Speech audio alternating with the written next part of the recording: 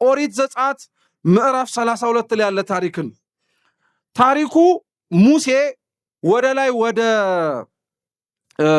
ሲና ተራራ ወጥቶ ከላይ እግዚአብሔር አምላክ ሕጉን ለመቀበል 40 ቀንና 40 ሌሊት ይቆያል። ሕዝቡ ደግሞ 40 ቀንና 40 ሌሊት ሙሴን ልከውት ሕግ ተቀበልልን እግዚአብሔርን ማየት እንፈልጋለን ብለው እነሱ ስለቆየባቸው ስለዘገየባቸው ደግሞ በጣም ከልክ በላይ ትዕግስታቸው አልቆ ከታች ደግሞ ጥጃ አሰርተው ያመልኩ ነበር። እና ቅዱስ ኤፍሬም ሶርያዊ ምን ይላል?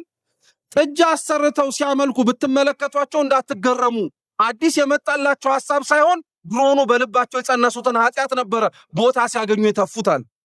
አሁንም እኮ በልባችን እኛ ቦታው አልስማማ ብሎን ነው እንጂ እዚህ ልንሰራው የሚያቃጣን ኃጢአት የለም።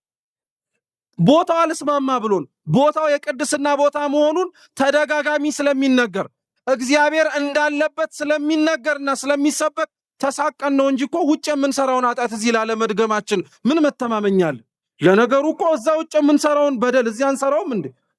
ውጭ ሰው እንደሚገደለው እኮ እዚህ ደም አናፍስስ እንጂ እኮ ሰው ሊደርስበት ከሚችለው የቅድስና ደረጃ እንዳይደርስ ስንቶቻችን እኮ ሰው ገለነ።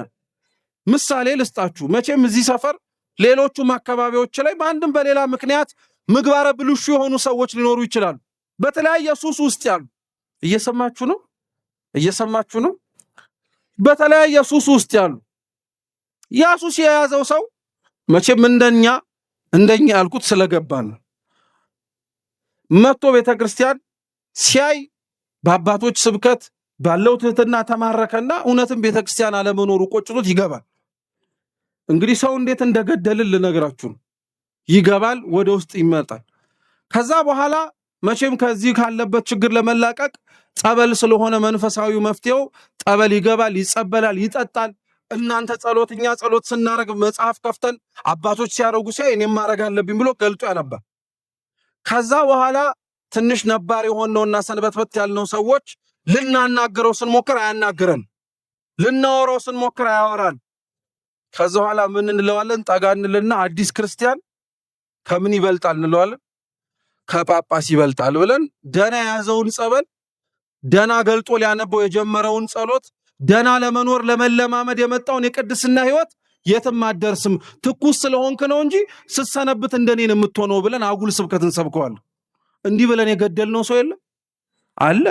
በደንብ አድርገን ራሳችንን ጣዖት አድርገን የምናመልክ እንዳለን ሁሉ እንዲያርገን የገደልነው ሰው አለ። ስለዚህ ህዝቡ ሙሴ እስኪወርድ ድረስ መጠበቅ አቅቶት ከታች ጣዖት ያመልክ ነበር እና ጣዖት ያመለከበትን ምክንያት ሲናገር ግን የሚገርማችሁ ምን ይላል? ያወጣን ሙሴ ወዴት እንደሄደ ወዴትስ እንደገባ ስላጣ ነው ከዚህ በኋላ የራሳችንን ውሳኔ እንወስን ብለው። አሁን እኮ የቅድስና ሕይወትን ለመኖር አርአያ የማደርገው ሰው ስለጠፋ ነው ብሎ ክፉ የሚያደርግ ሰው የለም። ሰው አይቶ ካህናቱን አይቶ አገልጋዩን አይቶ ክርስቲያኑን አይቶ ምን ደግ ሰው አለ? ደግ እንድንሆን እንኳን እኮ ምሳሌ ሊሆነን የሚችል ሰው ታጥቷል ብለን ኃጢአት ለመስራትና ከቅድስና ጎዳና ለመራቅ ምክንያት የፈለግን ሰዎች አሉ። ለዛ ነው ልበ አምላክ ዳዊት ምን አለ? ምስጉን ነው በዝንጎች ምክር ያልሄዳል። መዘናጋት የለበትም ሰው በቅድስና ሕይወት ሲኖር። ምሳሌ አርአያ ሊያደርገው የሚችለው ሰው ቢጠፋ እንኳን አንድ አርአያ አድርጎት ሕጉን አምኖት ሊኖርለት የሚገባ የሚኖርለት እግዚአብሔር እንዳለ መርሳት የለበትም። ቅዱስ ዳዊት ቀጠለ፣ በኃጢአተኞችም መንገድ ያልቆመ አለ። ትርጓሜያችን ምን ይላል? እንዴ እንስሳት በሄዱበት አራዊት መሄድ እኮ የለመደ ነው። ኃጢአተኞችም በሄዱበት ጻድቃንም በሄዱበት እኮ መንገድ ኃጢአተኞች ሊሄዱ ይችላሉ አለ። ደግሞ ያቀነውና ምን ይላል? ይሄ የመንገድ ጉዳይ አይደለም ይላል። እየሰማችሁ ነው? እናንተ በመጣችሁበት እኮ ያላመነውም ሰው መንገዱ አስፋልቱ ላይ ሊሄድ ይችላል። እሱን ለማለት አይደለም ይልና ምን ይላል? በኃጢአተኞች መንገድ ያልቆመ ማለት የነሱን ግብር ያልተከተለ ለማለት ነው ይላል።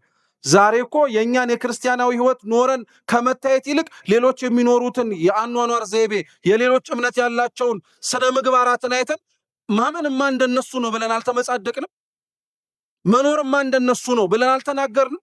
ተናግረናል። እውነቴን እንምላችሁ ብዙ ሰው እኔ ራሱ በግሌ ሰምቻለሁ በጆሮዬ። ምን ክርስቲያን እህቶቻችን ደና እንኳን እኮ አይሆኑም እንደነንትና አለባበሳቸው ብላችሁ ተናገራችሁ አልታውቁም? እናውቃለን። በደንብ ጠንቅቀን የምናውቀው ክርስቲያናዊ ሕይወቱን ቅድስና ሕይወቱን እኛ ስላልኖር ነው የሌለ መስሎት ሰው የሌላውን ቤት መመኘት ከጀመረ ሰንብቷል። እኛ ብንኖረው ኖሮ ግን እኛ የቅድስናውን ህይወት ለመኖር ብንሞክር ግን የምንመኛቸው ሰዎች እንኳን እኛን አይተው ይመለሱ ነበር። ውጭ ያሉት ሰዎች እንኳን ተመልክተው እንዴት ያለ አኗኗር ነው ብሎ ይመልሱ ነበር። ምሳሌ ልንገራችሁ። በሐዋርያት ዘመን በጣም ብዙ ሰዎች ከአይሁድም ከአሕዛብም እምነት ተመልሰው ይገቡት የነበረው ቋሚ በሆነ ስብከት ትምህርት ብቻ አይደለም። ሐዋርያት ይኖሩት የነበረውን የፍቅርና የመተሳሰብ ህይወት አይተው ነው። እኛ ጋር የታጣው የቅድስና የፍቅር የመተሳሰብ ህይወት አይደለም ብዙ ሰዎችን እያስወጣ ያለው። በኃጢአተኞች መንገድ ያልቆመ ማለት ይሄ ነው። በዋዘኞችም ወንበር ያልተቀመጠ መስተሳልቃን የሚለው ግዕዙ ማለት ነው። አይኑ በሌለ እጁ በተቆረጠ የሚዘብቱ ሰዎች አሉ። እነሱንም ጋር አብሮ ያልሆነ ጥሩ ነው። ምን ለማለት መሰላችሁ? አይኑ የሌለው እጁ የተቆረጠ ማለት አካለ ጎዶሎ የሆነ ብቻ ለማለት አይደለም። ዛሬ አይተናቸው ያለባቸውን የኃጢአትና ያለመመቻቸትና ከጽድቅ የመራቆት ህይወት አይተን እነሱ ላይ የተዘባበትንባቸው ሰዎች የሉ? ኃጢአት በመስራታቸው ያሾፍንባቸው፣ ክፋት በመስራታቸው ልናቀናቸው ሲገባ ለኛ ለሳቃችን ምንጭ አድርገን የተሳለቅንባቸው ሰዎች የሉ? በቅድስና ህይወት የመኖር የከበደንን ምክንያት ነው የምነግራችሁ ክርስቲያኖች። ለዚህ ምክንያት ነው በጣም የጸነነን፣ ህይወቱ የማይኖር ስለሆነ አይደለም። ለዛ ነው በእነዚህ ጋር አብሮ ያልሄደ ከዋሉበት ያልዋለ ካልተቀመጡበት ከተቀመጡበት ያልተቀመጠ ምስጉን ነው አለ። ልብ ብላችሁ ስሙ እስኪ። ያልሄደ ብላችሁ ተናገሩ በሉ እንጂ ያልቆመ ያልተቀመጠ እስኪ በሉት። መጀመሪያ ምን ያለን? ከዛስ እስኪ ድገሙት። መጀመሪያ ቢያንስ ኃጢአት ካሰብ አትሂድበት ለማለት ነው። ከዛስ ካሰብከው ደግሞ አትቆምበት ማለት ነው። ከዛስ አትቀመጥበት፣ አትስራው ማለት ነው። አያችሁት? ያልሄደ ያልቆመ ከዛስ ያልተቀመጠ። ቢያንስ ከቅድስና ሊያወጣ የሚችል ክፉ ነገር ስታገኝ ካሰብከው አትናገሩ፣ ከተናገርከው አትስራው፣ ከሰራኸው አትድገሙ። አሁን እኮ እኛ ስንሰራው ስንደግመው ስናላውሰው ስናወጣው ስናወርደው የእግዚአብሔር ትዕግስት ዝምታውና ቸርነቱን እንደ ንቀት ቆጥረን እኮ ነው ያለን። ሳያይ የቀረ ግን እንዳይመስልን ሁላችንንም ያህል የእግዚአብሔርን ሕግ ብቻ ፈቃዱ የሆነ ጻድቃን ከኛ የተለዩት በዚህ ነው። ቅዱሳን የእግዚአብሔር ሕግ ብቻ ነው ፈቃዳቸው። በሕጉ ለመኖር በሕጉ ለመመላለስ የፈቀዱ ናቸው። ሙሴ ታች ይጠብቁት ከነበረው ሕዝብ ለምንድን ነው የሚለየው ቢባል በእግሩ ብቻ ሳይሆን በልቡ ደብረ ሲና ስለወጣ ነው። እስኪ በእግሩ ብቻ ሳይሆን በሉ በልቡ ደብረ ሲና ስለወጣ ነው። እውነተኛ ጻድቃን ከኛ የሚለዩት ቅዱሳን በሕይወታቸው ከኛ የሚለዩት በዚህ ነው። ቅድስና ህይወቱን በእግራቸው ሳይሆን በልባቸው መኖር ስለሚፈልጉ ነው። ለዛ ነው አንድ ሊቅ ሲናገር ምን አለ መሰላችሁ? እውነተኛ ሰላም በውስጥህ ከሌለ ውጭ ጸጥ ያለበት ቦታ ላይ እንኳን ብትሆን ብቻህን ትበጠበጣለህ። አይገርማችሁ? እውነተኛው ሰላም፣ እውነተኛው ፍቅር፣ እውነተኛው የመንፈስ ቅዱስ ፍሬዎች የሆኑት ቅዱስ ጳውሎስ የገላትያ መልእክት ላይ የተናገራቸው በሙሉ እኛ ውስጥ ከሌሉ ውጭ ላይ ቢንጸባረቁ እኛ ሰላም አንሆን፣ በፍጹም ሰላም ልንሆን አንችልም።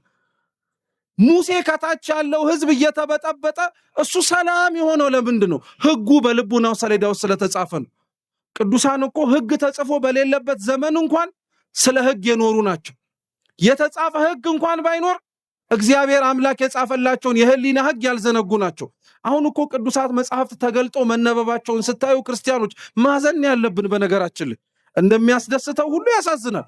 ሰው መጽሐፍ ለማንበብ ተብሎ አልነበረማ የተፈጠረው። አዳምን እግዚአብሔር ሲፈጥረው እኮ በቅድስናው በህሊናው በልቡናው የሚከተለውን ህግ ልቡናው ላይ ጽፎለት ነበር የፈጠረው። ኃጢአት መስራት ሲጀምር ከኃጢአት ጋር መተዋወቅን ሲጀምር ህሊናው ሲያድፍና ሲቆሽሽ ሊያሳድፈው ሊያቆሽሸው የማይችለው አንብቦት የሚጸድቅበት መጽሐፍ ሰጠው። ሰው መጽሐፍ የሚያነበው ከመጽሐፍ ጋር ተጣብቆ ለመኖር አይደለም። ሰው መጽሐፍ የሚያነበው ልቡን ንጹህ አድርጎት እንደ አዳም እንደነበረው ቅድስና መኖር የሚችልበትን ህይወት ለማግኘት ነው። ህግጋቱ የተሰጡት ለዚህ ነው። ቅዱሳን ከኛ የተለዩት በዚህ ነው። በህጉ ለመኖር ህጉን ብቻ ለማሰብ ታንበኑ እነሱ ህጉንም በቀንና በሌሊት የሚያስቡታል። ምን ይላል ትርጓሜያችን?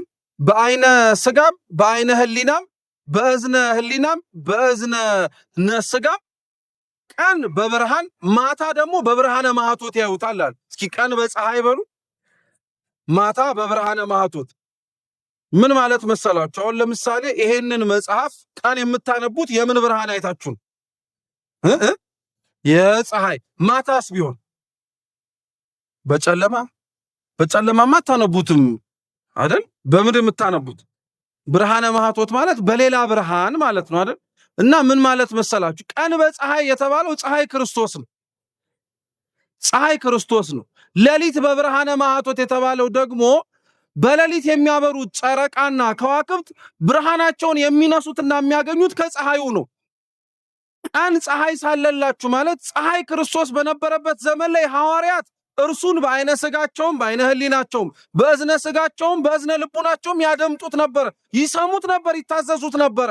እናንተስ አሁን የምትኖሩት ክርስቶስ እንደነሱ ዘመን ተራምዶ ባታዩ ላትኖሩበት የምትችሉበት ምክንያት የሉም። እንደ ማታው ብርሃን የሚያንጸባርቁ ብርሃናቸውን ከፀሐዩ ያገኙ ብርሃነ ማህቶቶች ቅዱሳን አሉን። እኛ ቅዱሳንን ቤተክርስቲያን የምታከብረው ለምን ይመስላችኋል? ክርስቲያኖች እውነተኛ ክርስቶስ የኖረውን ወንጌል እውነተኛ ኑሩት ብሎ የተናገረውን ህይወት ሲኖሩት ስላየናቸው እኮ ነው። እውነተኛውን ሲኖሩት ስላየን እኮ ነው። ለጻድቃን እግዚአብሔር ድንቅ አረገላቸው እያልን መጽሐፍ እየተናገረ ቤተክርስቲያንም የምትመሰክረው እኮ እሱ የኖረውን ህይወት ኖረው እነሱ ያገኙትን እግዚአብሔር እኛ እንድናገኘው ስለሚናገሩ እኮ ነው። ለዛ ነው ቅዱስ ጳውሎስ ራሱ ሲናገር እኔ ክርስቶስን እንደምመስል እናንተም ማንን ምሰሉ አለ። ይኸው ብርሃነ ማህቶት ማለት ይሄ ነው። ጨለማ በሆነበት እሱን ፈልጋችሁ ብታጡት እንኳን እሱን አይተው ያበሩትን ቅዱሳን አይታችሁ ህይወታችሁን መኖር ትችላላችሁ ለማለት ተፈልጎ ነው። እርሱም በውሃ ፈሳሽ ዳር እንደተተከለች ፍሬዋንም በየጊዜዋ እንደምትሰጥናት አለ። ልበ አምላክ ቅዱስ ዳዊት የተናገረውን ይሄንን ቃል ቅዱስ መጽሐፋችን ሲተረጉም ምን ይላል? ዕፅ የተባለው ሰውነቱ ነው። የውሃ ፈሳሽ የተባለው ረድኤተ እግዚአብሔር ነው። ፍሬ ምግባር ነው። ቅጠሉ ሃይማኖቱ ነው ይላል። ሰው በረድኤተ እግዚአብሔር በተባለ በወንዝ አቅራቢያ ቢተከል ወይም ረድኤተ እግዚአብሔርን ምክንያት አድርጎ በቅድስና ህይወት ለመኖር ቢጀምር ቢሞክር ፍሬ የተባለ ሃይማኖትን ቅጠል የተባለ ምግባርን ማግኘት ይችላል ለማለት ተፈልጎ ነው።